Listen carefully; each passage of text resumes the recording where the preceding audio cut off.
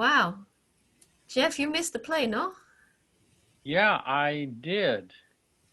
But I Yeah. have been on the Zoom for You've been on, yeah, for a for very about long time.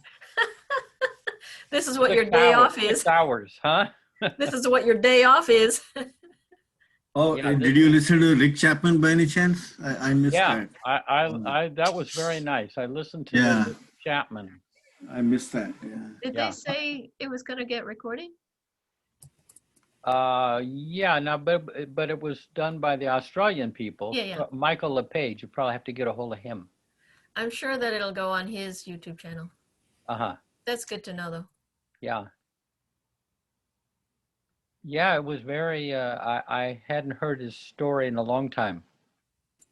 Yeah, Probably 30 or 40 years. Yeah. yeah. I have some So, old footage. I have some very historic footage from Meher Baba House when the three Boston Baba boys Yeah. were in the same room at the same time. I mean, Oh, good. they Yeah. hadn't been together in 30 years and they actually had an evening. So Yeah. I have to dig up that old footage and put it up on YouTube. Yeah. I mean, and he remembered, I think almost word for word his interview with Baba there Wow. in what, 66. And, so he took you right through it, Mm, you know. sweet. And the beautiful thing, I mean, the thing that really impressed me, I mean, because I've read his account as well, is that, you know, Baba says that we can, well, one of the things that he said when he went in early on in his interview with Baba, Baba said, forget about spiritual experiences. I'm paraphrasing. Forget about the planes of consciousness. Forget about spirituality. And Rick said at the time, I mean, he thought that in that moment, because he was a real seeker, he was kind of into spirituality, you might say. I can't really speak for him, but I mean, I met him back in those early days, and he had the look of a seeker. But he said in that moment when Baba said, forget about spiritual experiences, the spiritual path, and all that, he said in that moment, Baba relieved me from traveling thousands of miles on the spiritual highway up through the plains to realization. He took Baba off of that freeway. I mean, Baba took him off of that freeway and just turning to him, to the real. Because the spiritual, actually, well, I'll tell you something interesting. When I was back in the 70s, I was there in Mandalay Hall. And we had been talking about a higher self and a lower self, and the conversation began on for a while. And suddenly this thought came to me when there was a kind of pause. And I said, Erich, I think what we've done here is we've divided the lower self into a higher and lower. And the lower side of the lower self is trying to realize the higher side of the lower self, and that the higher self is something altogether different. And he looked at me, he gave me such a flash of acknowledgement in an instant. But the whole spiritual path, the higher side of the lower self is the spiritual path. But Baba wants us to go to the real, directly to him, and bypass even the spiritual path. He's offering us to do that. I mean, there are plenty of people that are stationed on the spiritual path who, help humanity tremendously. But Baba is offering us that shortcut. You can even bypass New Jersey and just kind of go right to God. Oh, good. I heard something that Adi said. Basically, self-effacement is a way to go, and spiritual path is contained in that, and it's not the other way around. That's what he said. Do you know what it means actually? Well, Baba said, with Baba, the spiritual path follows you. You don't follow the spiritual path. In other words, Erich gave a great example. Like, say, suppose Baba's sitting on that sofa behind you. Well, no, say, suppose Baba's at the front of a room and he opens up his arms for you to run into them. You just run straight into Baba's arms. Were you aware of all the steps you took and around the people you had to pass and what the floor looked like on your way to be in his arms? You're just so concentrated on Baba that you don't see how you moved through the room. So even though we move through the spiritual path in the planes and everything, there's no awareness of it because the focus is really on Baba. Did that make sense? Yeah. That was the figure that he would give. You know what I think I might do is let me move into, I got to move into another room. Is that like changing your address? Yeah. I'm gonna Okay. change my address and, oh, whoopsie daisy.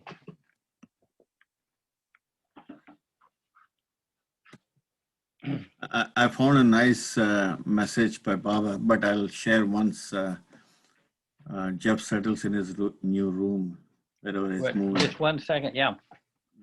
I'm getting there. This is interesting. I mean, I'm sure you all know this, but then I thought I'll just share quickly.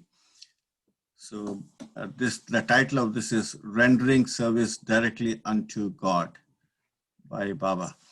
So he says, selfless work, as you all know, has many aspects in the social and political fields. Each aspect thereof, though tinged by a particular cultural background, has its own merit and consequential reward. But the work relating to the welfare of babies is in a class by itself. Babies and infants everywhere in the world are the very epitome of God's purity and innocence. They are guileless and helpless, and yet they desire and expect nothing. Why do men see and recognize the enemy and the criminal outside?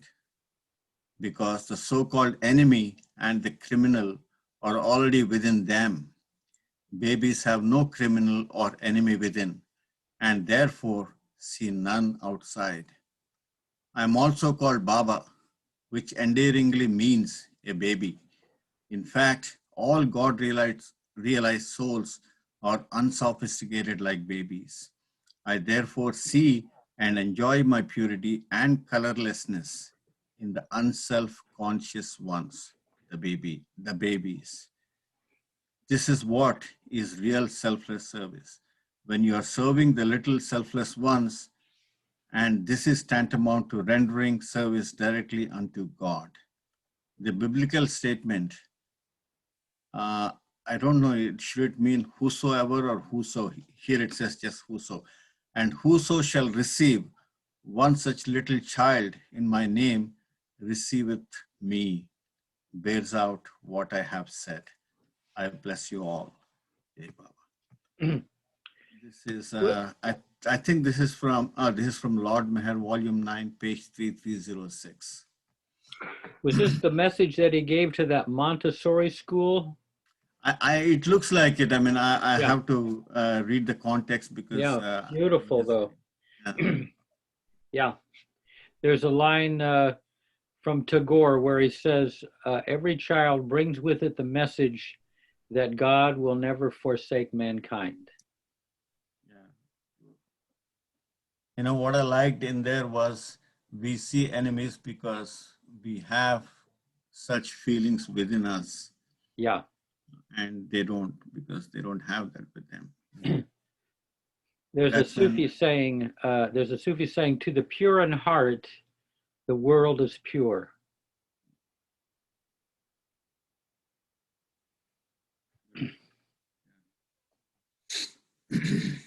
you know, if you're in the corporate world, I mean, I don't know how you see things.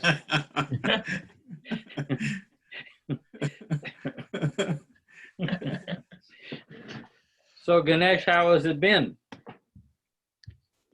Jai Baba, everybody. Yes. Another week Yes. in the salt mines. Sorry. Another week in the salt mines. Yes. Another. Another I don't know week. if you, right. Go ahead, Ganesh. I was saying same old new thing. I just got in touch with Alan the other day just to see if everything is okay. And he says everything is fine. It's his mom is getting better and she's keeping well. It's just that he's so busy at work that he's unable to attend the late night meetings. I mean, so that's what he just.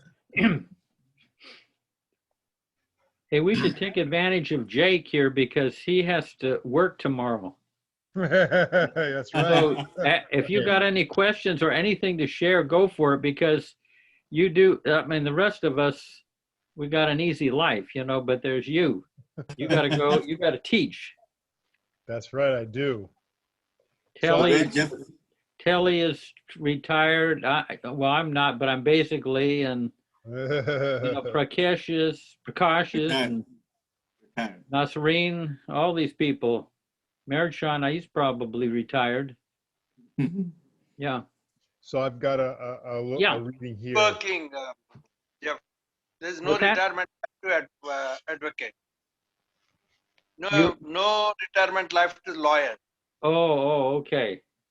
And there is a joke on the lawyers. You know that? When lawyers' dead bodies carrying, and somebody says, I have to file a case, he gets up and argues the case and dies. Yep. No rest for the wicked. Yeah. Yeah. So Jake, something to read here. It's called World Peace, and it's from Life at Its Best. And it says, everywhere today, man is rightfully occupied with the problem of world peace. If there is war, it means nothing short of racial suicide and total destruction. But world peace cannot be ensured through dogmas, however learned, or organizations, however efficient.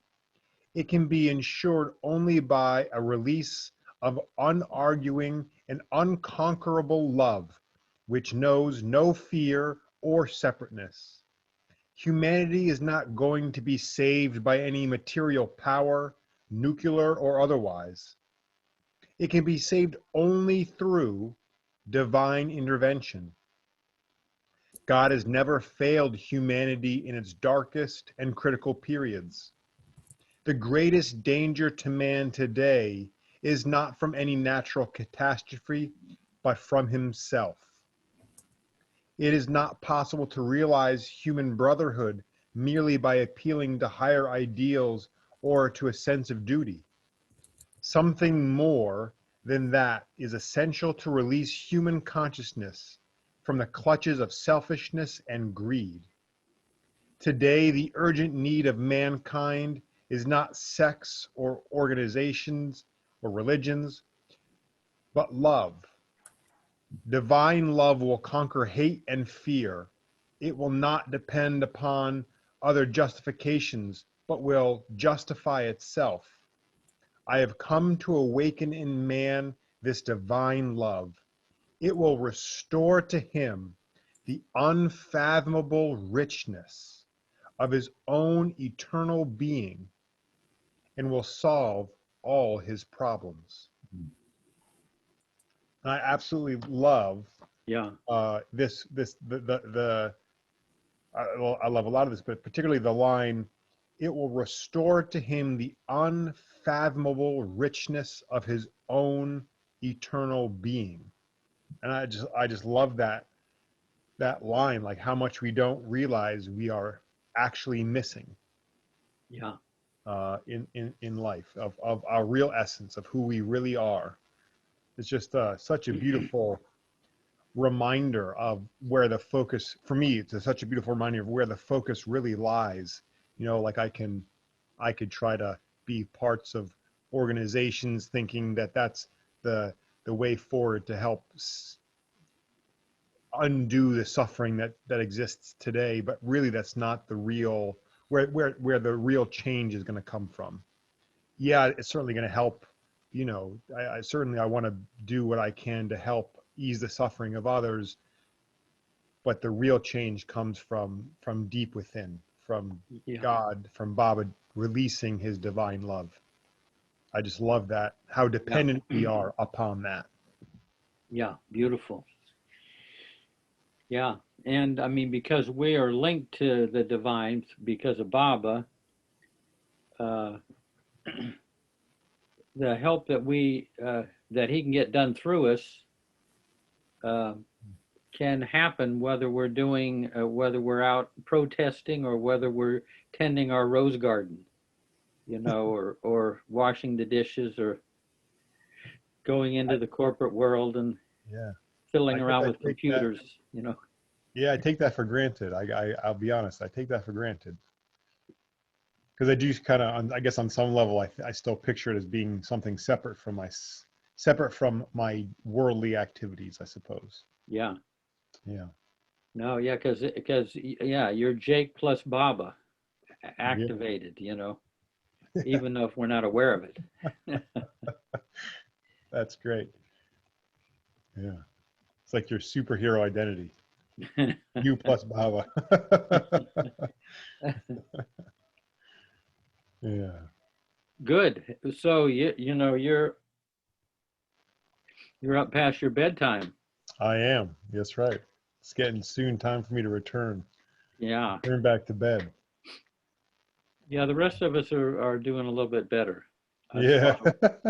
Ganesh is just starting his day. Anything from you, Ganesh? Any? It's nothing coming to my mind right away. It just comes up. I think like after Wednesday it's now, so two times a week is less. I think we should have something more. That's what I was feeling. Like you just lose the connection, and then that's like after Wednesday. So for me, it's like my Wednesday morning, and then comes the Monday morning. So that's a big gap. Yeah, well, the center may do something that we'll see. You know, make it something official. Great. Hey, Jeff, if you can Yeah. help complete this quote that you shared in the Effort and Grace. I couldn't get it right. Something like, whatever you do with love will have perfect response, or whatever you do for me is done by me. Is that right? Whatever you do with love has perfect results. Oh, has perfect. That's Baba's quote. And what is the next sentence after that? Well, this is a separate quote. Whatever you do for me is done by me. Oh, whatever is done by me. Okay, that I got that right. Yeah. Okay, thank you. So even if you do the dishes for Baba, it's done by Baba. If you teach these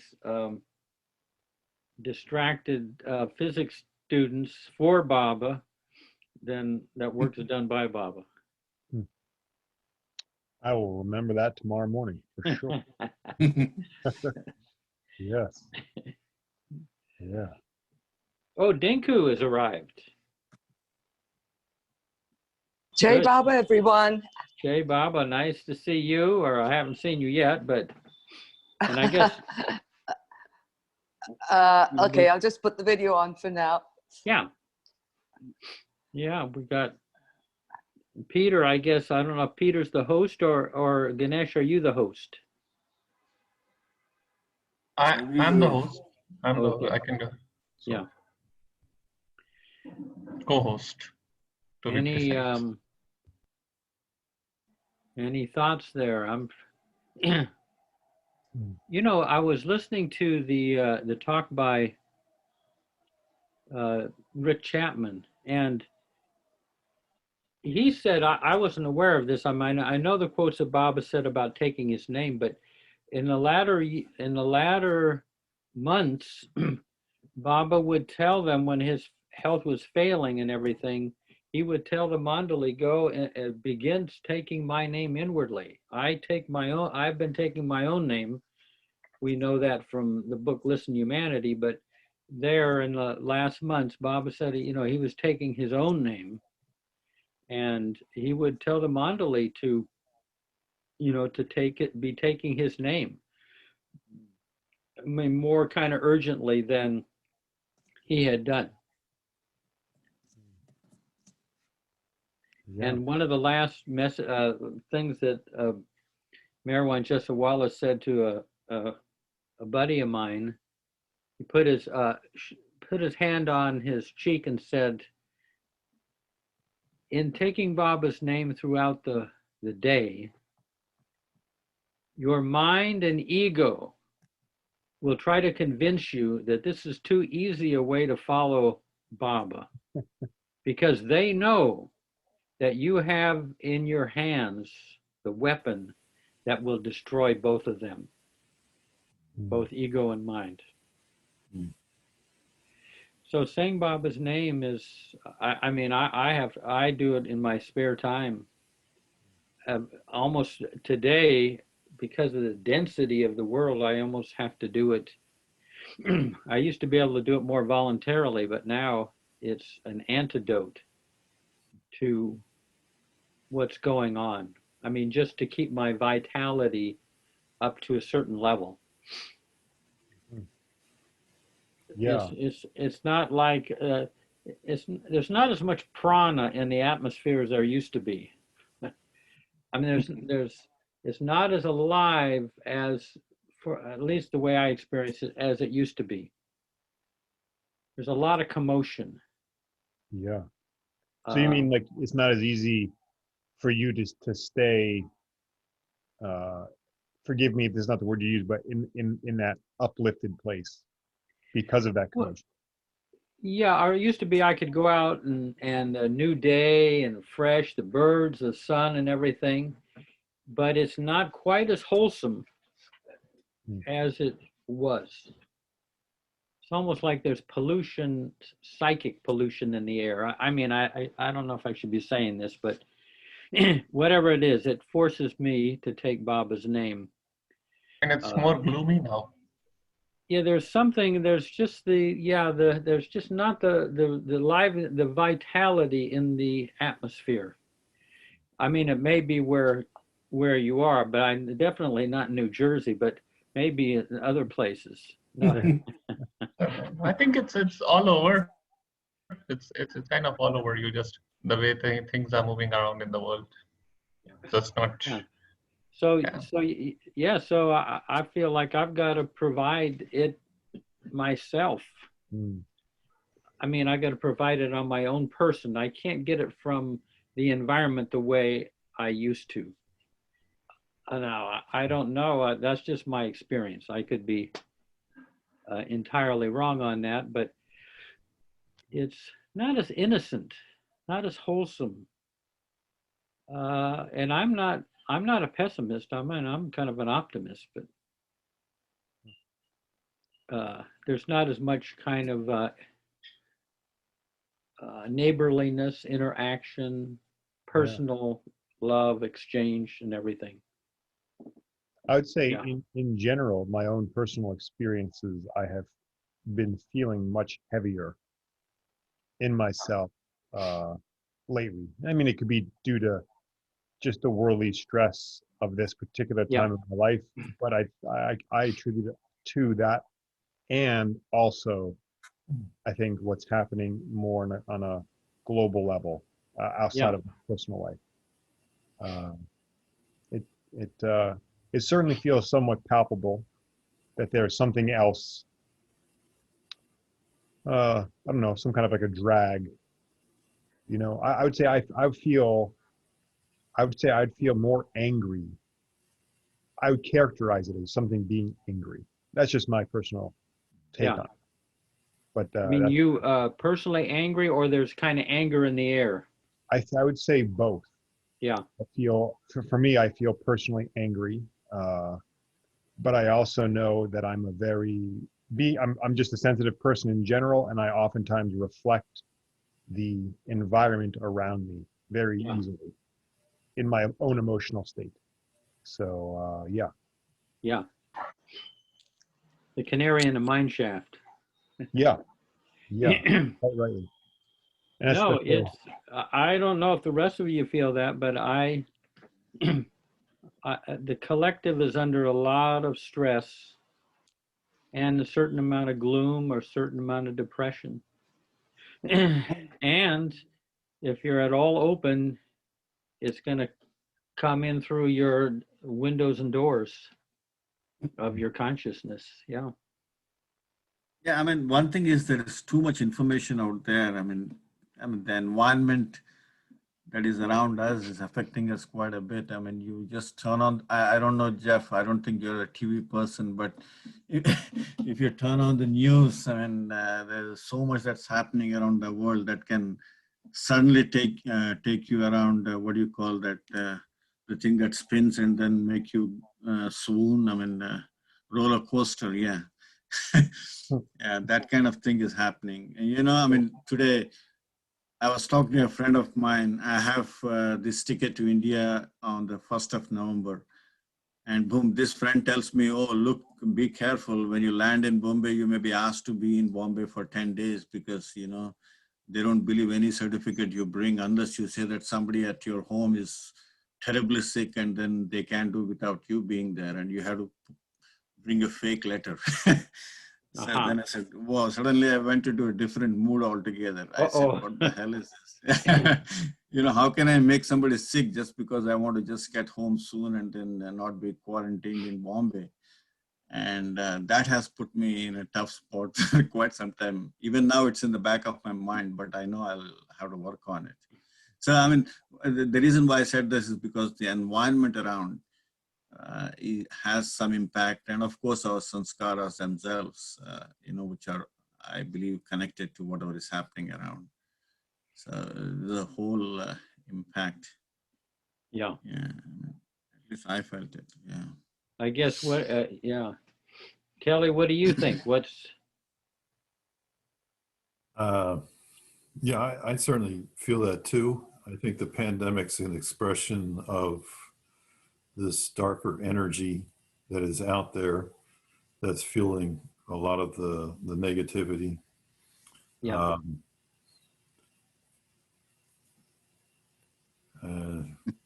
So taking Baba's name is a perfect antidote to it, and that's a great reminder. Where did you hear the Rick Chapman talk, by the way? It was on, he was on, I finished one thing, and then at 8 o'clock, right after Effort and Grace, from 8 until 10, but it was through Australia. Oh. You had to get it, but it was recorded. Yeah. So it's something from out of Avatar's abode? No, I think Michael LePage was kind of connected with it. Okay. I think it was Michael LePage. There were some people from Avatar's abode on the screen, in the gallery. Yeah. Huh. Here is a Baba quote. Can I read it out? Yeah. And Baba said, "The wave of destruction must rise still higher, must spread still further. But when from the depths of his heart, man desires something more lasting than wealth, something more real than material power, the wave will recede. Then peace will come, joy will come, light will come." Yeah. Yeah, I'm familiar with that quote. So this is what Baba says. So it's like, so when man will desire something more lasting than wealth, something more real than material power, maybe somewhere we are getting close to that point. Yeah. So it's all building up. Yeah. I Yeah, mean, the I think we ideal. never Oh, go ahead. imagined such a. I think we never imagined such a world.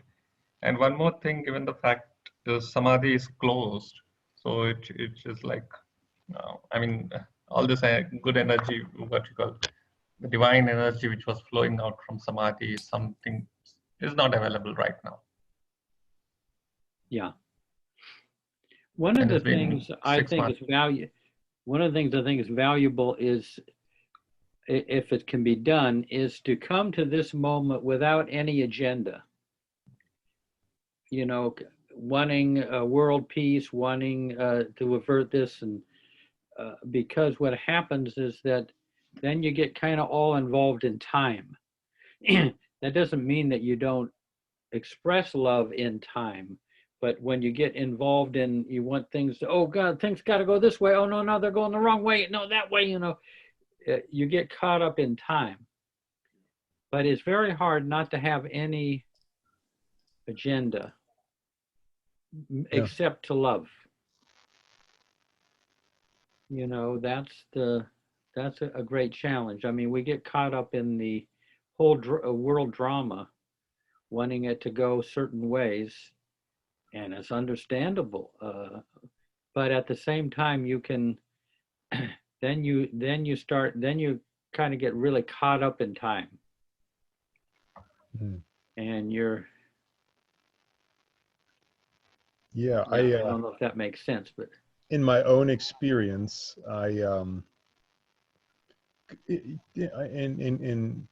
in concert with what you're saying, in my own experience, I've found where when I'm going through a period where I'm really trying to focus on, on loving, and therefore then having to endure things that are challenging for me. So in order to act in a loving way for somebody else at the cost of myself, I find myself getting caught up in the time of, well, things will be different in the future. And the truth is, to really be in a constant state of loving, you're constantly giving yourself up. So you're not really ever going to get, your ego self back if you're really continuing to sacrifice. There's yeah, I don't know if that makes any sense, what I said, but there's this wonderful, beautiful quote. I don't know where it originated from, but I heard it from Charles Haynes once. He said, "Being is dying by loving." right. Or wait, I'm sorry. Yeah. Loving is dying by being, I think is what it says. No. First one is correct. Being is loving by dying. I think you got That's correct. Is that the first one? Okay, being is right. loving The by first dying. one. Yeah. And the thing is, you're being a parent with 2 young kids and then having to work, you just get totally pushed aside Yeah. in a major way. I mean, of course, you have little pockets of where Jake gets to have, a little treat or something, but you Yes, get like right now. pushed away, Yeah. and I bet ultimately that is the life, where you enjoy others. One thing that happens when you get older is, I find, is you can enjoy other people enjoying themselves. You don't have to be in there being one of the people that's enjoying things. You can actually enjoy others enjoying themselves. You can enjoy your kids enjoying themselves, and you don't have to you don't have to have enjoyment for yourself. I don't know if that makes sense, but Oh yeah, no, sure. I certainly get glimpses of that being a father, or even being a teacher. Sometimes I get to see my own students enjoying something, and I get great joy out of that. So I can absolutely appreciate that. Yeah. It is harder, I will say, to let go of then my own sense of fulfillment through that kind of a great experience for myself. but I certainly feel like I am moving in that direction. You know, I keep Yeah. being called in that direction in my life with Baba more often than not. Yeah. It is. It's just kind of amazing how you mature very gradually. You know, it's almost like you don't even realize it happening sometimes, and then all of a sudden you take a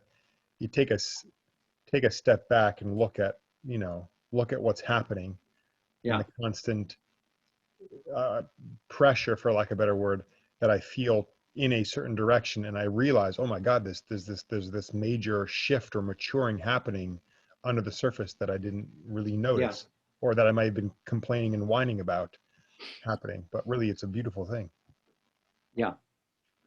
Yeah, Baba writes about that in the discourses, that you might be aware of how you're responding to the ongoing circumstances of your life, but be unaware of how you're growing spiritually, which is behind the whole apparatus. You know what I mean? It's like if you're seeing a child every day, you don't notice how much he grows. But if I see William every 3 months, I say, wow, look at this kid. He's really growing. You should see him now, Jeff. He's very proud of how tall he is. He's jumping up there. Yeah. Hey, is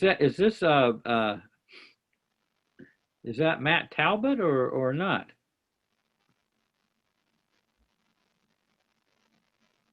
A little movement, we'll see. You know, we were talking about something. It's Matt Prakash, Kelly. were you there at Effort and Grace today? Yeah. Yeah.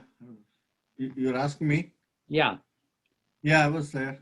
Yeah. I missed the last part, but I Yeah. was there till 6:40 or something. Yeah.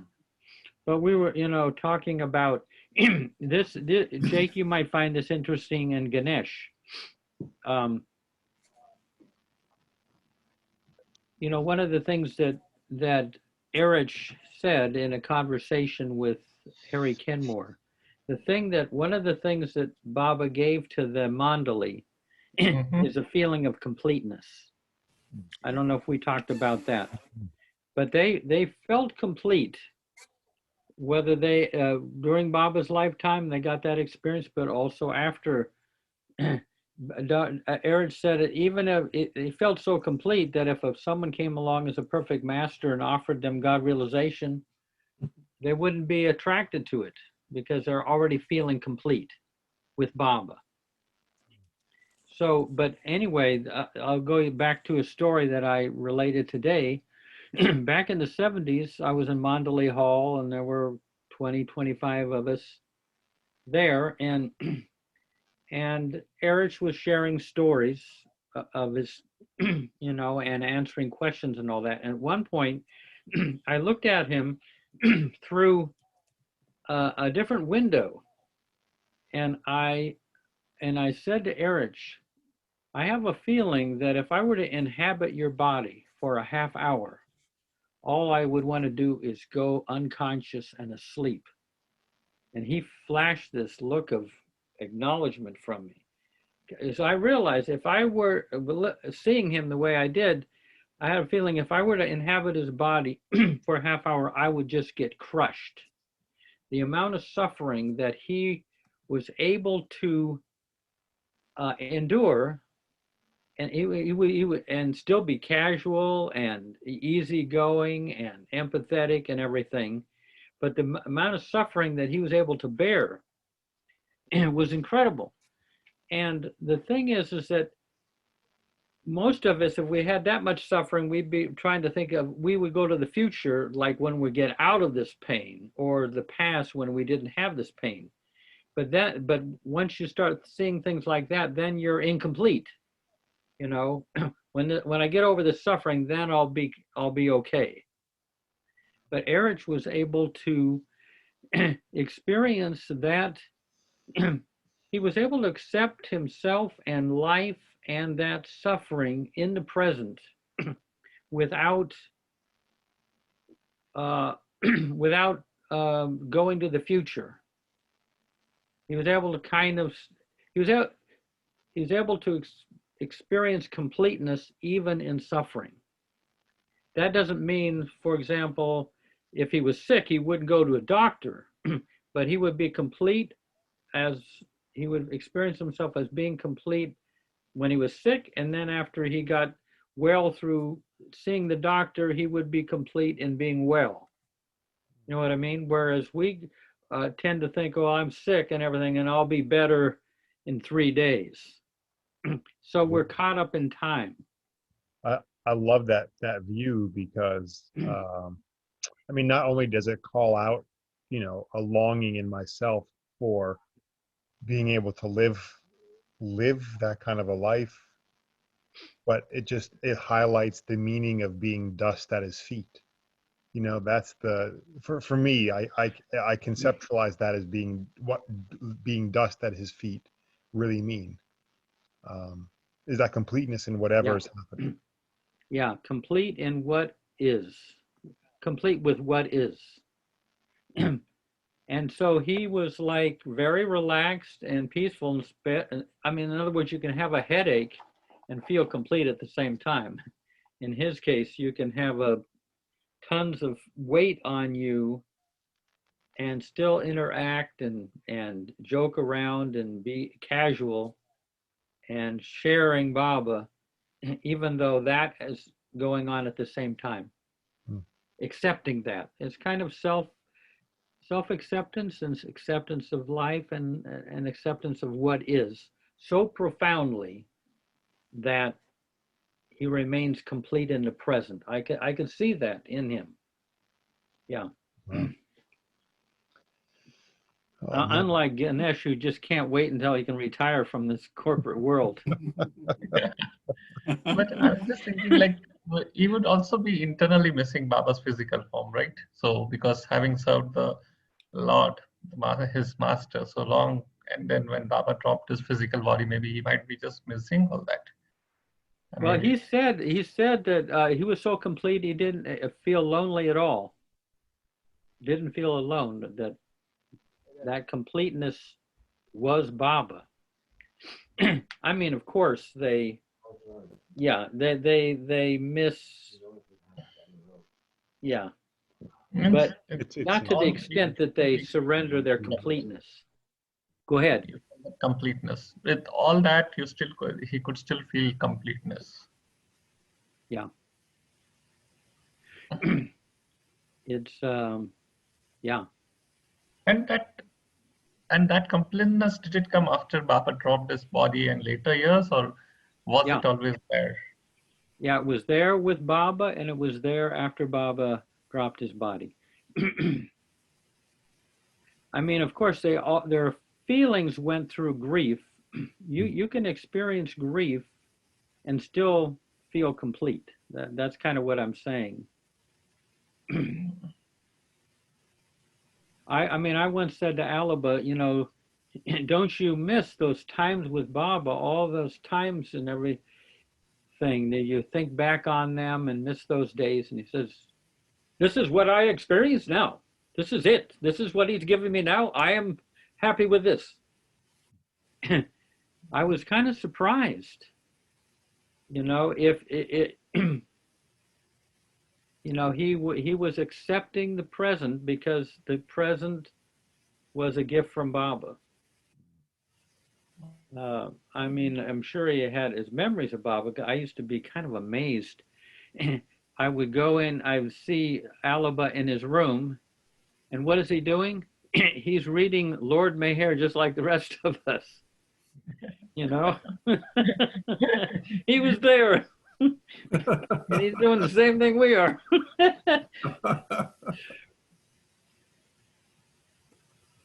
I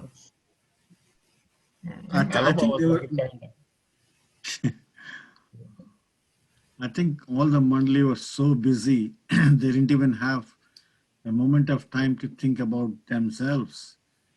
that in itself will help feeling to have this feeling of completeness, I guess. I mean, at least that's more reflective. In the later days when they were thinking about it, they said, well, I mean, because we didn't even have a moment to think about what we need. It's always what they wanted to do for Baba. I mean, in his work and so involved. So the thought of being complete or incomplete is perhaps absent in those times, actually. Yeah, I once asked Merwan. He would be able to be with Baba for 1 month out of the year at Mirzad, and and he spent all those many hours in Mandali Hall with Baba and the other men. And I said, what were some of the thoughts and feelings that went through went through you when you were there with Baba? You spent years of this experience. What were some of the things that you felt and experienced or thought? He said he didn't think of himself at all. I said, you didn't think of yourself at all? He said, no. He was completely over into Baba. No self-reference. Can you imagine? I said, unbelievable. I mean, if I were there, I'd be thinking, God, Baba didn't quite look really happy at me today. Maybe I should, maybe I gotta kind of work on stuff. I mean, he was over into Baba. I think the thought of working on something that we have, or I need to do this, or I need to control my anger, all these thoughts might just make us incomplete. Means like I have to work on myself itself makes us incomplete, because it just gives us a feeling of incomplete. I have to work on my this thought. On my this aspect, or all that makes us incomplete maybe. Yeah, it makes you feel incomplete. Yeah, I need to work on my anger. I need to be more Yeah. patient. I need to do this. I need to, yes, I need to be thoughtful. Mm, I need to be more assertive. All these, I think, make us incomplete. I'm just what I am. Yeah, that's But I think the biggest fact with them is having gone through new life, like Ire Chaloba, like helplessness and hopelessness and living that. I mean, yeah, they could endure all that. So it itself made them so complete. I mean, that is beyond we could endurance, but probably it might just take a lot of lifetimes for a person like me to reach there. But having gone through new life might just made them like complete. Yeah, I mean, I think you have to work on yourself up to the point where you realize you don't need to work on yourself. Yeah. You know what I mean? And there's always something to work. Means as you grow and grow, you see that, okay, this is what I am in my, like as you grow up in your age, like in your 30s, you want to work on something. In your 40s, you want to work on something. When you're in your 20s, you want to work something. When you're in your 50s, you want to work on something. So probably we are always trying to work on that level, I think. Maybe. Yeah. Like, because as you grow, you enter new challenges, and you always want to learn how to cope up with them. Yeah, and sometimes you just improve over time. You know what I mean? In other words, my dad in the early years. This is Matt Kelly. Matt raised his hand. Yeah, my dad was he had a temper in the early years, but over time, and he wasn't working at kind of overcoming his anger the way Baba people would be, but over time he just mellowed. You just wind up mellowing, and a lot of these things are going to we're going to move out of them just naturally over time. Yeah. And being complete doesn't, I mean, it's also like it shouldn't make us complacent. So that's another challenge. Yeah, that's that's the biggest challenge for. Yeah. So I'm complete Matt, now. Okay, Matt, I don't need to run around. Go ahead. What? So if the feeling of completeness shouldn't make us complacent. So yeah. That's a very big challenge. Yeah. So Matt, yeah, all these things have very subtle traps too. Yeah, where you get complacent and you don't improve when Hmm. when improving is being indicated. You know. Yeah. Matt has a hand up. So Yeah, Matt, Hey, go guys. ahead. Hey, can you hear me? Yeah. yeah. Is this a men's meeting? No, we've got Payam Nasreen, we got Betty. where's Dinku? No, she's Is somewhere. this, can I ask an open question Yeah, to you, Jeff, good. and whoever wants to chime in? Yeah. I hope you can hear that siren, because this is New York. Yeah. I have a question, Jeff. Do you think the Baba community as we know it, as you've known it so far, do you think the part about the way, like so many of us, I think in this call have met the Mandali, and do you think that period of time where that fragrance of Meher Baba is almost gone? And when the world is, I feel like the world, there's an avalanche coming, and I don't want to be here for that. Do you know what I'm trying? Am I being at all sensical? Is that time over? This period, it's Yeah. almost over. I feel like. Do you feel that Yeah. way or no? Well, here's some comforting news. Bill LePage asked Erich what was going to happen in the next 700 years. And Erich said that his Mandali and close ones are coming back, and they will be amongst us. And so the age of the Mandali isn't over, because they're coming back, and his close ones to roll up their sleeves and help out. So some of these people that you see around here Who said are that? some of his old Mandali and his close ones. So the fragrance is not lost. It's so there's a party after this party, and then there's a party after that one, and it's going to go on for the next 700 years. And some of the Mandali are going to be perfect masters, following Baba, and we'll get the benefit of that. So we're the good old There's an days after set. There's an after set. Yeah. Party. Yeah. Like Yogi Berra said, the future just ain't what it used to be. No, the future is going to be what it used to be. Well, here is something that might help us a little bit. Couple of lines Baba has shared. Baba says, "I shall open my heart completely and keep it open." So it goes only on certain occasions do I open a little of my heart and give out a little love.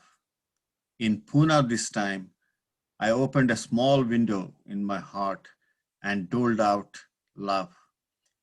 But I soon close that window. When I break my silence, I shall open my heart completely and keep it open. And this message was given in the month of December 1962. So I guess that's the ray of hope. So One thing I'd like to share. So this comes from Meru's article that she wrote on gratitude, and this somewhere answers that question which Matt has raised. So there is a little paragraph that I would like to read. When you look around in the place where you live, you will realize how close Baba's contact is with you. Also, not in your individual lives, but through the invaluable legacy of his books, photos, and movies. And you have had contact with many of his followers, the Mandali who lived with him, and those who loved and followed him when he was physically in our midst. Do not dwell on the fact that most of them are no longer with us, but rather on the countless gifts that Baba has given you through them. So who said that? Meheru, who was part of Baba's Mandali?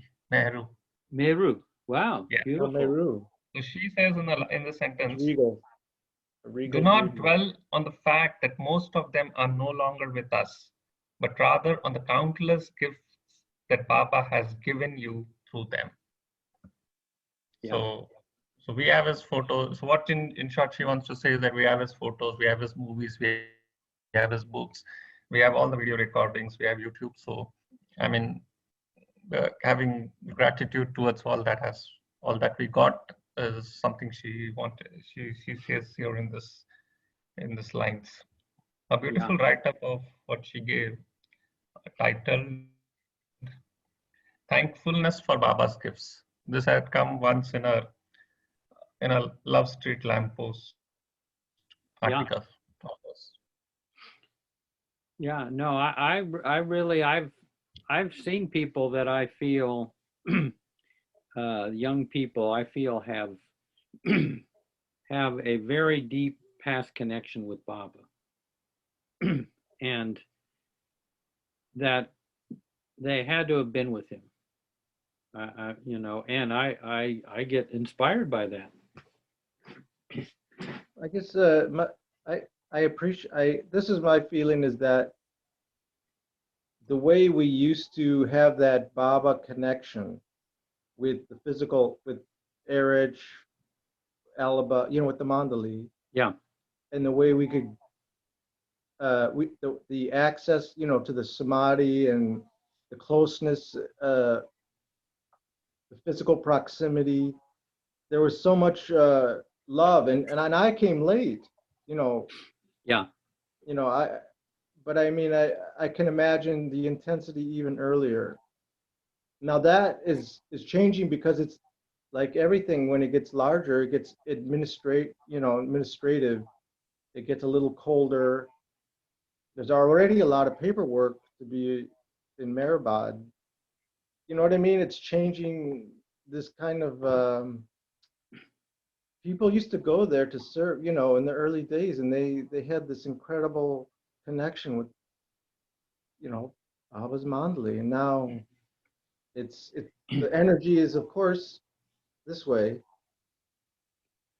but the thing is that if you bring the thing that the Mandali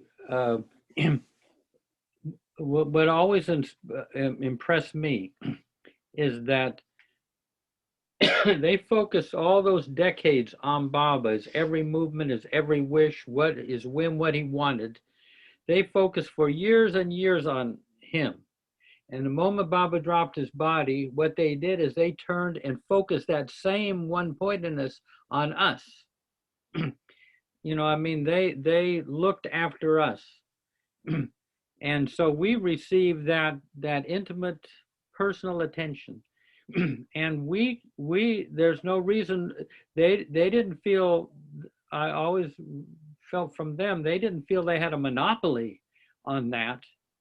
We ourselves can focus personally on each other. There's nothing holding us back from, in other words, when I went there, and hundreds of us, they took us in, they made us feel like we belonged, and they took a lifelong interest in, say, my relationship with Baba until they died. But not just me, hundreds of us. They, you know, it wasn't just like they kind of got our name and they related to us. They were intimately interested in us. And we can do that with each other, I feel. I mean, Merwan was lamenting that not many people were doing that. We received it. We were the benefactors. We should continue that, was kind of what he was saying. So this can be as alive and intimate and Baba-like, Mandali-like, as it was when the Mandali were amongst us. By taking a real interest in each other and interest in our lives with Baba over time. I think we can do it. Rather than just kind of go in our little corner. See, the Mandali, they could have gone over into their little room and written up their experiences with Baba and kind of just pointed us up to Seclusion Hill and gave us a little map. No, they walked up the hill with us. They stopped along the way and shared all the stories. That is not, they would never claim they had a monopoly on that kind of personal attention.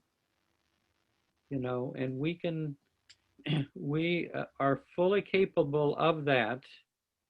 Someone would say, well, but who, you know, said to Erich one time, but who am I to talk about Baba and share, you know, share with others about Baba?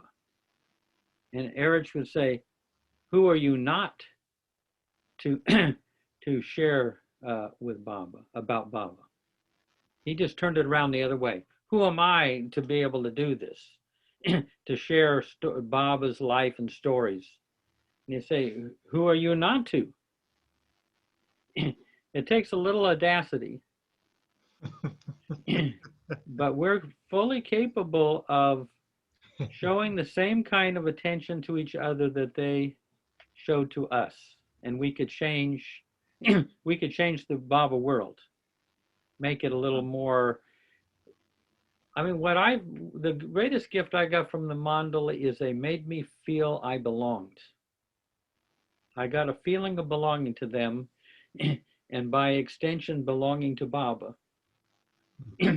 And that's greater than all of the service and everything that you belong. I feel if you belong, if you feel you belong, you can endure a lot. But if you don't feel you belong, even an uncomfortable chair is insulting to you. But if you feel you belong, you can be in a ditch and wet and homeless. But if you belong, you're okay. Yeah, I will echo that. The truth of that statement in my own life. When I felt that, you know, much earlier in my teenage years, when I felt like I didn't belong to an extreme degree, life was absolutely intolerable. And I have gotten to experience tremendous healing from growing in my capacity to feel like I belong. And it is amazing how much more I'm capable of enduring. Like the idea of being a teacher, a father, a husband was impossible, seemed impossible to be able to endure those kinds of responsibilities long ago. But it really makes a big difference, the sense of belonging. And on a completely on different, from a completely different vantage point, I recently have gotten to see this view of how important the personal focus is, and personal connection and relationship is, in helping to uplift and deal with obstacles in a in a research in a book based upon some research that several professors were doing on the success of STEM students transferring from a community college to a four-year college, with several thousand students experiencing everything from racism, racial bias, sexism, ageism, all kinds of other not disabilities, but discrimination. The one thing that tied in across all of those different types of discrimination that really helped to soften those barriers was a personal and deep, a personal relationship with a professor and or counselor that someone who took personal interest in their own life and how they were doing. And so I really think, you know, it's a very important point, a very important concept, that focus on each other, and really, you know, being curious, being passionate, maybe even about how each other's relationship with Baba is going. I think it's just a beautiful point. Yeah. No, I think that's why Baba came as a person, because the world is really getting increasingly impersonal. And to bring back that feeling of family, that feeling of brotherly and sisterly love, family, you know. I think the one thing that is what's that? I think the I think that what I got from the Mondley was unconditional love. Uh, I think love was what I got. That was the only thing that mattered, and I got it. You know, but I do think that what you say is idealistically true. However, I think what holds us back are sanskaras. Now everyone's developed, everyone has Yeah. their own sanskaras. I think what set, in my opinion, is that the Madli didn't have, they were pretty clean, but I never worked with them intimately. I never had to experience their, they never, you know, well, I was scolded once by Erich, but, and that felt, that was devastating to me, to be scolded by Erich. And I'll never, you know, and I only wanted his love, and he, you know, 30 seconds he gave me, the 30 seconds he gave me in Mondley Hall with the hug he gave me was all I ever wanted. And I don't know if I can transmit that because my sanskara is what I have. You know, I don't think I don't think it works that way for one thing. I mean, that's why he comes back again and again. Yeah, but I would, and to that point, I would love to, I want to share that I think it's so important that regardless of whether we can from a Sanskara point of view, that it's so important to try, because even in our trying, in our honest trying to do that for each other, Baba comes in and helps make up the rest of what we, you know, Sanskarically can't do, let's say. Yeah. Excellent. I mean, everybody is at a different, has different natures and different capacities. But yeah, but if we try, Baba, you know, if we take one step toward Baba, he takes 10 steps toward us. That's what Baba said. I think, Jeff, what you said once, the story of like Baba's brother Chal, who was always cheerful, and you asked him, and he said, practice, practice, practice. So that is all for us to do now. Yeah, yeah. You know, Yes. I'm just reflecting on Matt's thing about being connected to Mandali and then the love that they could give.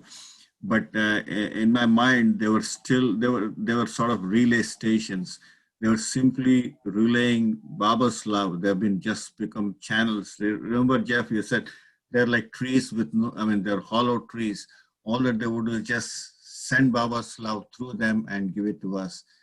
So the point is, still it's Baba. He is the only one, I mean, Baba is the only one who is doing all that through them. So their work during their lifetime has been to do what they did. Now, but ultimately our relation is directly to Baba, really. Somewhere I remember somebody, Baba's, I believe said, I mean, correct me if I'm wrong, that we should hold nobody equal to him, obviously, right? And and none of my mandali is equal to me or something like that. So our relationship should be directly to Baba.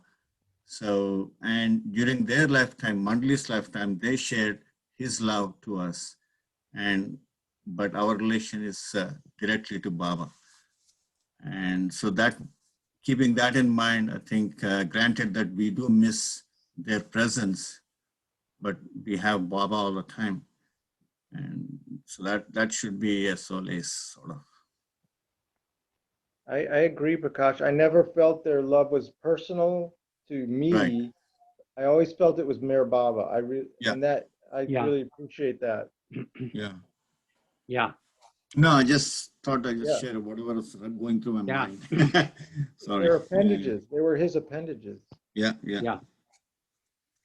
One thing I wanted to read here is a quote from Mani in Mera Meher, and she said, even if we reach the point of just the longing to do something, when we haven't the capacity to do it, it is enough.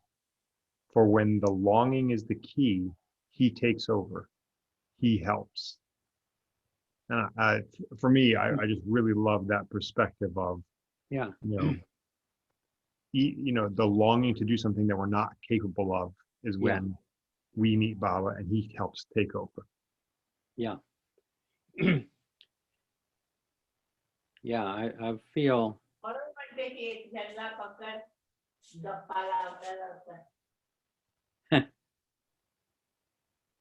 Well, Ganesh, you can speak Marathi. What was that? No, I couldn't. It was something very. I couldn't get it. It Yeah. was. It was like a murmuring. It was not very clear. Somebody Yeah. murmuring.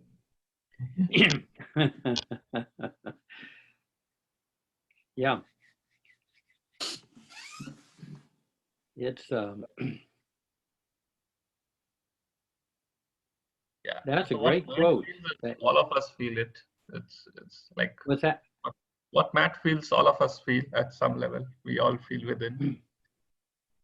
It Yeah. was like. Hey, Matt, by the way, how is Ella?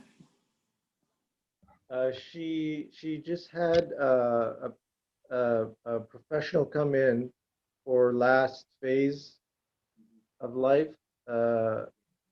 She's declining, but she's not in that period of, but it's it's coming. Yeah. It's declining. Yeah. Hey, I mean, you'll be surprised. I've been, recording some tapes and digitizing them. And today I found one where there is Ella Marx has spoken or sang or whatever. I didn't listen to it, but I saw her name there. Yeah. Yeah, she was so gracious in India, even though she, the last time when we were there together, just even though she didn't quite understand what was going on, the wonderful graciousness that was always part of her character was still going on. It was the same with Stella Hernandez, like at a point where she couldn't recognize anybody, but you go over there and she'd say, "Oh, would you like some coffee?" And I have some cake and everything. And she didn't quite remember who you were, but the graciousness that was part of her nature just continued in spite of the, the dementia having set in. It was something very touching to see. Well, I'll never forget, Jeff, when we lost her on the center. I ran to you. I was in panic. I said, "Jeff, Ella's missing." Yeah, I remember. I was scared to death. And then we found her sitting on the bench by the lagoon cabin, just chatting away with someone. Yeah.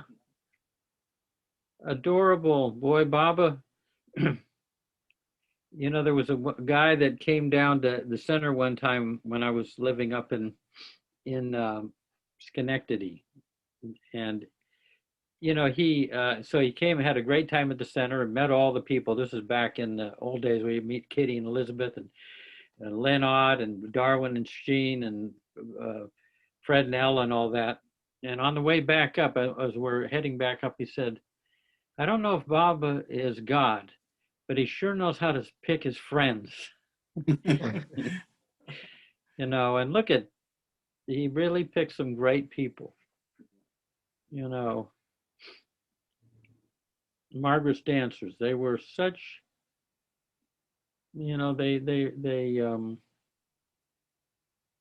they were very caring. I mean, even though a lot of us were not as cultural minded and artistic and everything, but they were very gracious to us. Acerbic wit. What's that? Acerbic wit. Wit, yeah. Cutting wit. Tex Hightower. Yeah, Tex. He was great. Yeah. Hey, so Yasmin, let's see if we can get Yasmin coming in. Yeah. Hi. Hey, Good did you? morning or good night. What is it? Good night for you. Yeah, it's nice. Did you get that email I sent you? Yes, I got it. I got it. Oh, I good. sent you a message in the chat. I sent you a message in the chat. Oh, I'm not good at these. There's some things I'm just not good at. Acha. Anyway, Oh, yeah, it I was see. very, yeah. Yeah. Yeah, that was Yeah, nice. it was a lovely letter from me. I enjoyed reading it. Yeah. It made a lot of sense. And yeah, I'm glad you shared that piece of information about Guruji. I mean, it meant a lot to me. And it's amazing that he was at Meher Mount. I mean, that's one of the major centers in the world, Baba centers in the world, and he had gone there. So he knew about Baba as well. Yeah, yeah, but it's strange. Oh, It's wait, strange Guruji. that there's no mention. There's no mention of Baba in Guruji's thing. But Yeah. I suppose he was aware of him. See, there were a lot of saints that met Baba, and they wanted to devote themselves and bring their disciples to Baba, but Baba would say, no, go and just continue with what you're doing. He didn't say, go back and tell them I'm the avatar. He had them continue their own work. And there were some of them that, really wanted to just come and live at Marizad, but Baba would say, no, you just, what you're doing for me. And you're doing the work. And the sense I got is if you bring my name in, it causes a whole lot of confusion. So he just like the name, the saying, don't worry, be happy, that went all over the world, but no one really, very few people know that Meher Baba was the one who said that. All the way back to the 20s, Baba used to say, don't worry, be happy. But the message is out there, but nobody quite knows who came up with this saying. Because I don't feel the world is quite, this is my own personal view, I don't think the world is quite ready for Baba in the sense that they could try to make money off of him, they try to make a religion out of him, whatever. I don't think, at least this country, I don't think we have a strong enough foundation in spirituality to make a determination about Baba. We need to kind of get a little more steeped in spirituality so we don't make him into a rock star or a religious figure, all of which Baba didn't want. Yeah. Yeah, I think, and many people, I think even in Guruji's circle, would not be able to accept that an avatar has come, on earth. Yeah. I mean, they cannot believe that. They cannot accept that. Yeah. Yeah. And, but at the same time, they're making headway to that. Yeah, they're making spiritual, they're definitely making spiritual progress. Yeah. And yeah. Which Guruji you are referring to? Yogananda, Paramahansa Yogananda. Okay, Paramahamsa Yogananda. He came to Meher Mount? That's what you say? Yeah, he went to Meher Mount, and Eric said in Mandalay Hall, I was there, he said that Yogananda had been perfect. Perfect. Yeah. So he didn't say whether he was a perfect master or one of the perfect beings. There are 56 perfect souls on earth at all times. So he became perfect after the time he passed away, or is it like while he was in his body? I think while he was in his body. That was the impression I got. And but the thing is that Paramahamsa Yogananda preached a lot about meditation and all those things, which I found like Baba never said that meditation and everything, and he had his meditation and everything. That was his things that he taught his disciples. Well, Baba's not against meditation. I mean, but that is one of the valid paths. You know, His focus was most huh? on meditation. His focus was very much on meditation. Yeah, and just like someone else might focus on service, or Baba, but Baba focuses on meditation, but Baba's meditation is remember me constantly. If that isn't Yes. a meditation, but you don't need any particular posture. You don't need any.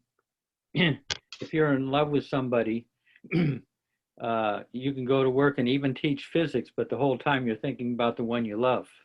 You know, you don't need any particular yeah, any particular position or any. It's just there. But that's one of the ways, but it's not the only way. Meditation is one of the paths. Yoga is one of the paths. The path of knowledge, the path of service. These are all paths, and Baba has tailor-made things for these times. You know, there was one person, Jeff, there Yeah. was one person who said, I don't know, she met Baba in USA, and apparently Baba told her that stop practicing Kriya Yoga. It is not for the West. Yeah. Which I couldn't believe, because the whole mission of Paramahansa Yogananda was to take Kriya Yoga to the West. That Yeah. was his God ordained mission. So Yeah, I couldn't understand that. That was Nadine Tolstoy, one of the women Mandali who studied with him.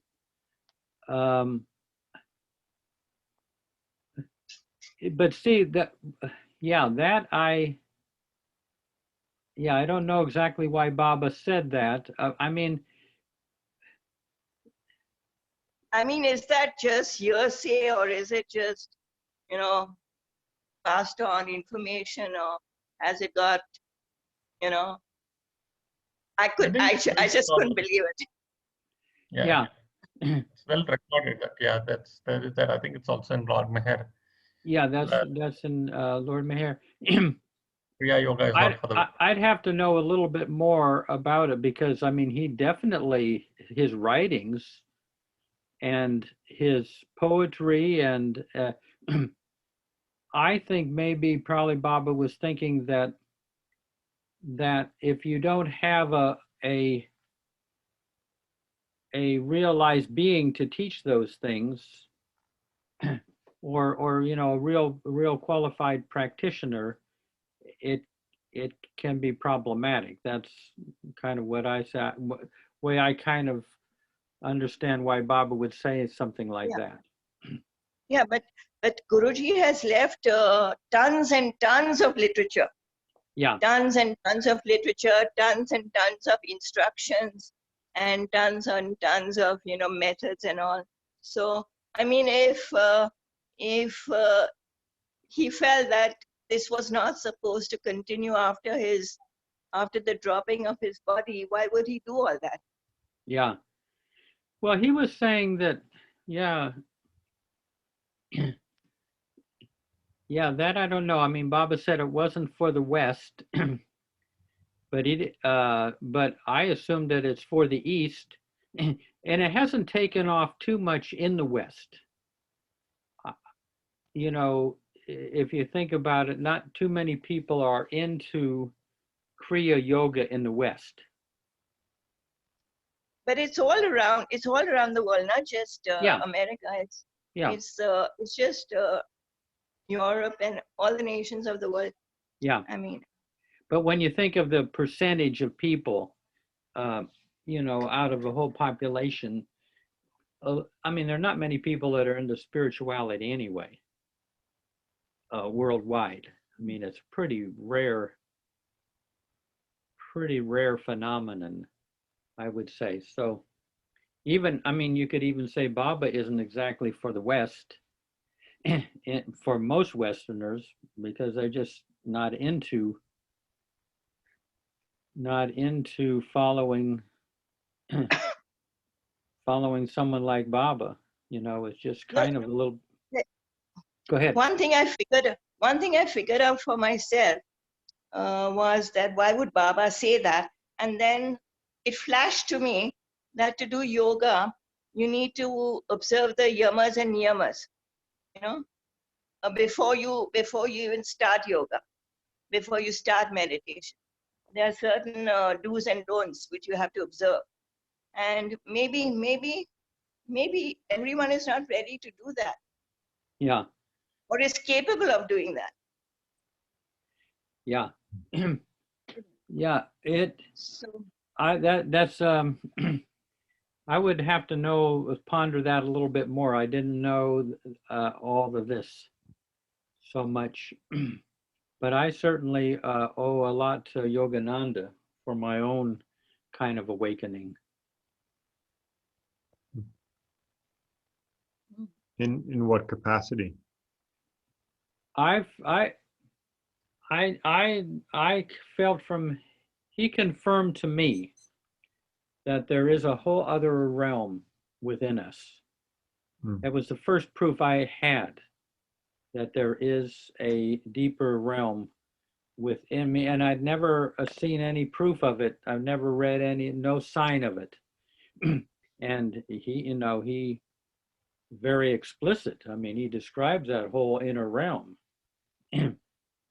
But growing up in America, you don't run across any reference really to the inner realms, the divine aspect. Yeah. I mean, unless you really have to dig around to find it. I didn't find it in Mad Comic books.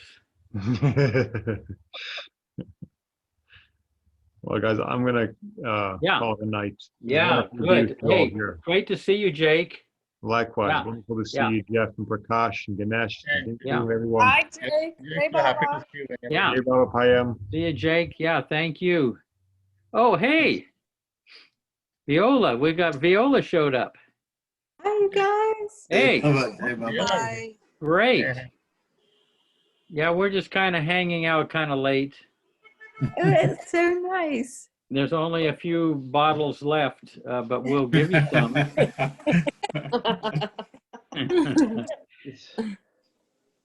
Viola, happy to see you, Viola. Yeah. Oh, it's so good to see you. Yeah. Yeah. Yeah, we're kind of every once in a while we get together, and I mean, so many of these young people, they can bring up quotes of Baba, even Prakash can. I mean, quotes of Baba. Anything we talk about, they can get it. That is so great. Yeah. We were talking about your mom, and wonderful to remember her. Oh. Yeah. Yeah. Her mom was one of Margaret's dancers. I don't know if Dinku, Margaret Krask. Yeah. She was a dance instructor, and Viola right there, her mom was one of those dancers, and she met Baba. Oh, wow. Back in the 50s. Yeah. Jake, I don't know, but you know, I know it's not possible, but that connection that we have with Baba and certain members of the Mandali, I always felt like I've known them, known them even though I've not met them. How do you attribute that?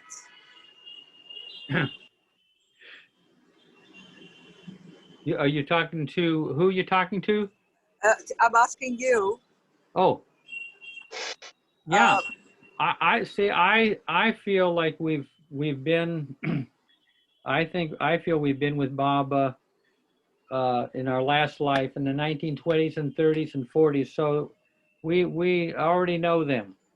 We've kind of met them. I mean, but didn't you hear of Baba from one of the Dada Chanjis?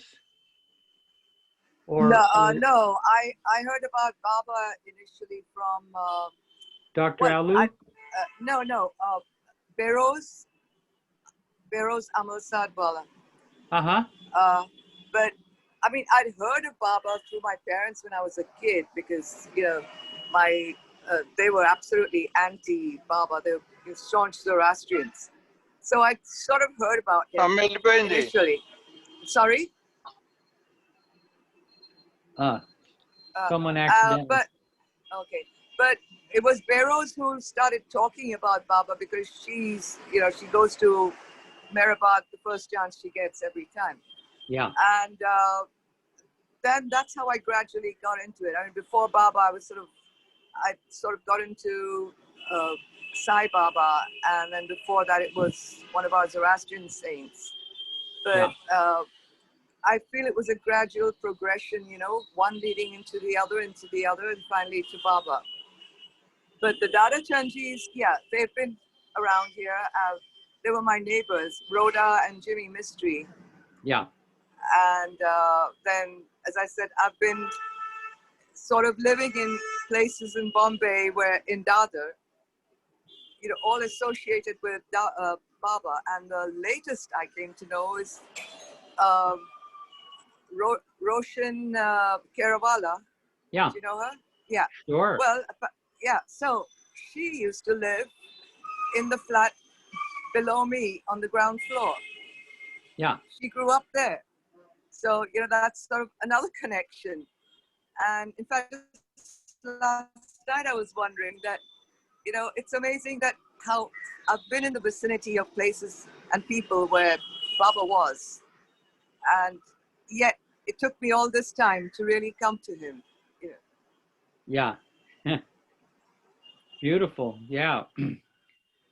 Yeah. Khorshid used to live there in Dadar, one of the early women mandali. There, there in Dadar, and Nargish Dada Chanji lived there, right there in Dadar. A whole lot of them. Yeah. Yeah. Yeah. No, you've been surrounded, and but I do believe that we have been with Baba, and so we know each other. Plus, we've known each other. We're going to be bumping into each other for the next 700 years until Baba comes again. I guess so. We keep running into each other. It's great. It is. So Viola. Hey, Jeff, how's it going? All right. Matt was saying that, with the mandali going, some of that fragrance is going. And you probably have kind of experienced some of that. But I told him that we were heartened by what Erich said, that the mandali and the close ones are all coming back. And they're already amongst us. Oh, how wonderful. They're back. Wow. So a lot of these people, are, they're back, and some of, I mean, even the mandali, I know some of, they've pointed out some of them they felt very strongly were old mandali, and they're back. I could name some of them, but I won't. Oh. Hey, Jeff, I have something interesting to share. Yeah. I was once at Kushu quarters, I don't remember which year, and my brother, myself, we all went to do a small film with Bhauji just to say something about Amar Tithi. I forget which Amar Tithi again. But anyway, we were there and we did whatever we had to do, and then we were still standing there, and then suddenly Bhauji pipes out and he says, "No mistakes. I have to come back for you guys, for you." That's what he said. "I have to come back for you." I wish I'd asked him more about that, but Yeah. I didn't. So, I mean, that shows what you just said. I mean, they're all coming back to, Yeah. to I revive mean, us. I think they want to, this is my own feeling, the Mandali want to postpone realization as long as they can, stay in creation as long as they can, and serve Baba until the alarm goes off. I mean, Erich, I don't know, well, you've heard this, but uh, uh, Charlie Gardner, he said in Mandali Hall one day, Erich, they were there all sitting around, and Erich looks over at Charlie Gardner and says, "I envy you." And Charlie says, "You envy me?" "Yeah, I envy you. How could you envy me? You got to be with Baba. You had all that great time with Baba. You served him and everything."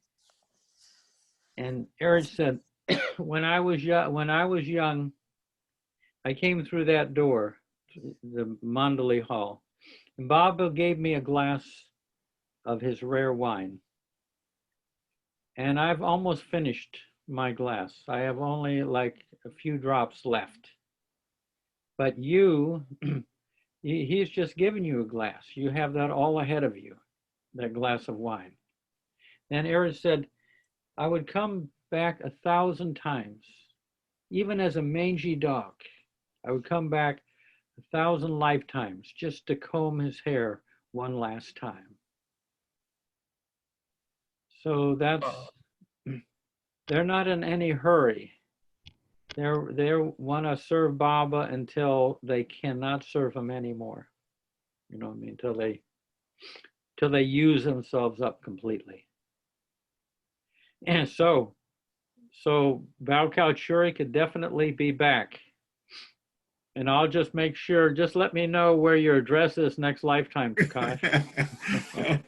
I don't know. We'll find him. But he said no mistakes. I mean, I said I was a little worried. Was he looking at me straight? Yeah. But I'm sure he was. But The only thing one thing that surprises me, or it questions me, is like after you've served Baba so long and you stayed like in Meherazad or Meherabad entirely with Baba, and then I would be born again in the world and be somewhere lost in the work, and you're going through education, finding a job, saving your money, doing all that crappy things and living a life like a normal person when you're so intoxicated so deeply. I mean, why would you still choose such a life? Means coming back and going through all the challenges and you like everything through the human cycle.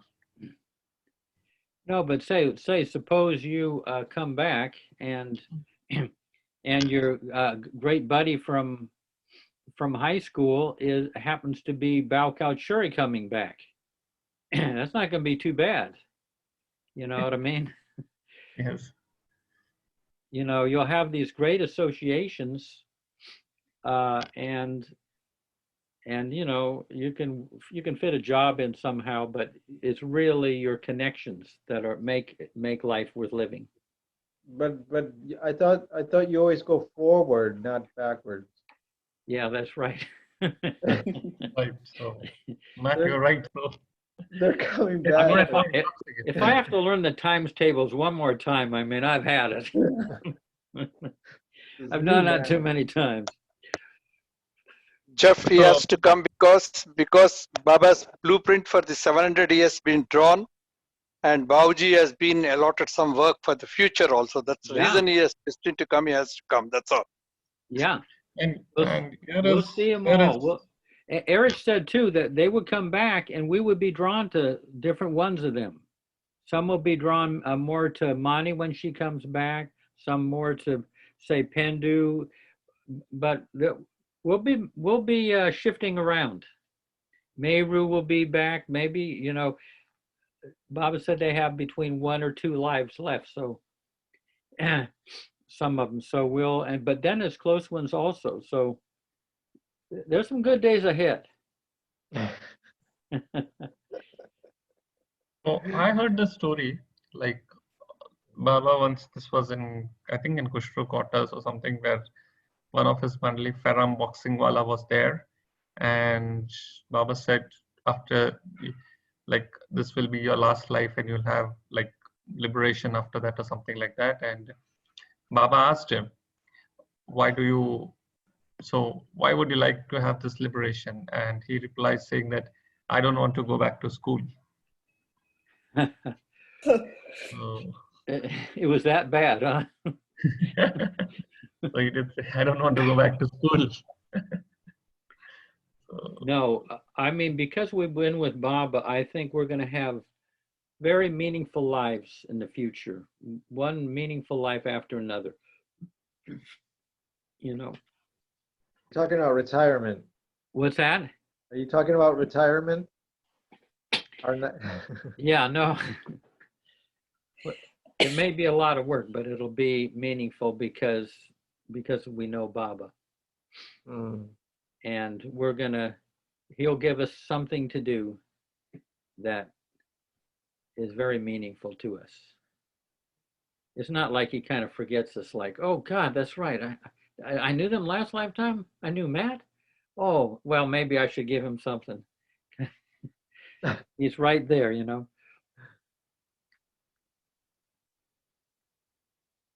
Yeah. No. It's so Jeff does nice. Mandali. oh, sorry, Chand. Yeah. Jeff does Mandali knows who is coming as who after this thing, because one incident happened when I was at this thing. Money auntie and Derich was saying, she's talking about a one person. He was so and so. Is so and so Mandali past member. That's what addressing. So does they know that whether the same person? For example, somebody said about Mehernath Kalchuri that he was Jal Kerawala. Because Baba said, for similarly, say, Mani told once, I did remember it was in 82 or 83, about showing a person, he was Baba's child, and he was in previously, he was like, he, she told. He was what? You remember? He was some old member of Baba, old Baba, Yeah. staunch Baba, like that. Yeah. So you have any idea about that? I haven't heard too much, but I know one, I know a couple, but I know one person that a lot of these people know who the women Mandali were convinced was Rustam Adi's brother. Oh. And he had a very close relationship with Mehru over the years. Because she kind of knew that he had been her father in the last life.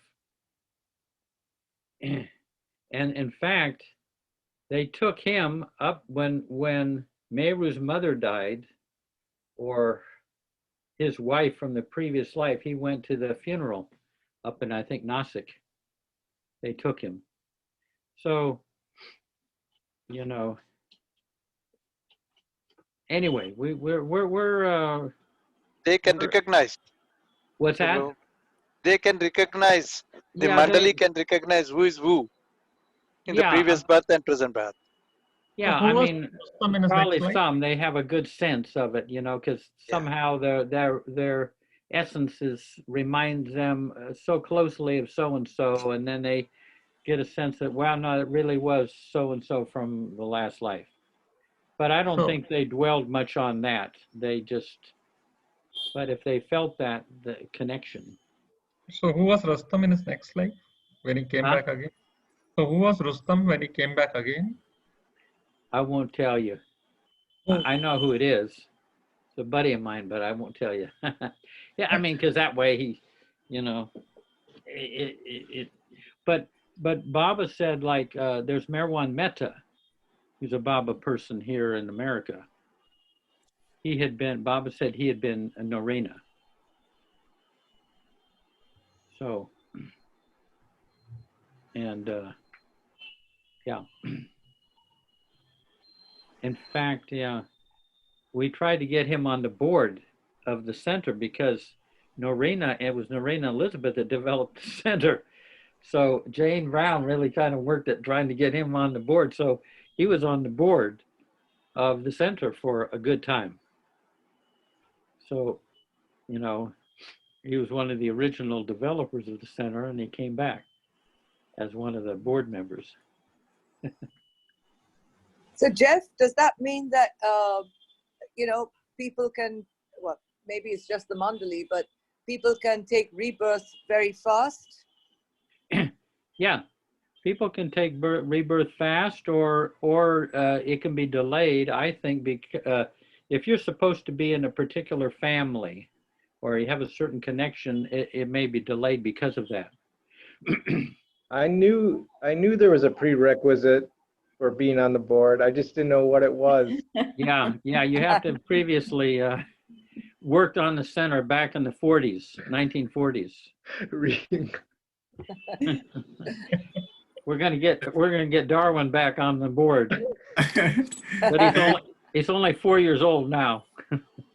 But Jeff, one observation from me, I mean, I came to know when Adele was mentioning that to Shailaja when we were in one of the gatherings. So, and then I tried to place Noreen on my mind and then look at Mervan. Suddenly it struck me that they seem to share some facial features in general. That's what I noticed. Do you think so? Do you think so? I couldn't see the physical resemblance. I mean, but it's just on the face, yeah. Yeah.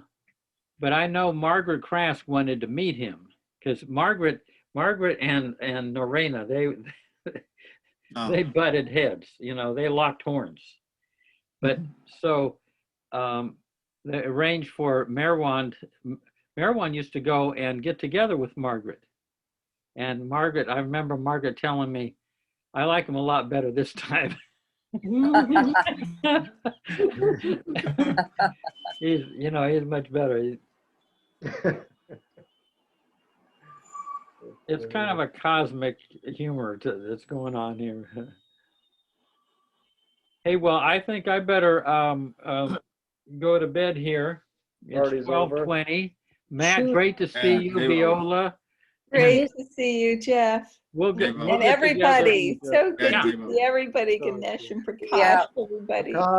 You know. Yeah, if you tune in on Tuesday, we'll be back again, and Dinku will be here, Yasmin and Nasreen, and Payam. In VJ, I don't know. VJ he's from Pune, but his name is there. But oh, hi VJ. Yeah, you seem and Marge. Jai Baba. Sham, nice to see you. Viola, Jai Baba Jeff. Jai Baba. Jai Baba Vijay. Yeah. Nice to see you all guys. Jai Baba, Prakash. Vijay, if you come again, bring that one quote from about your father or something that Baba gave to your father. Sure. Bring that. That would be nice to read this that he wrote, or that message maybe from Tuesday. Baba. Yeah, Tuesday. Maybe Tuesday. Yeah. When you come next time. Yeah. What time you come exactly? Your time? Well, it's around 10:30 our time. It'll be 8 Indian Standard Time. Yeah. So that means 8 a.m. That means so Wednesday a.m. hours. Yeah. Wednesday morning. Yeah. Wednesday morning here. When are we doing this? Are we doing this late night thing again then? Yeah. Next week or next month? Yeah. Day after tomorrow, Tuesday. So that's too soon. That's too soon though. Yeah. Yeah.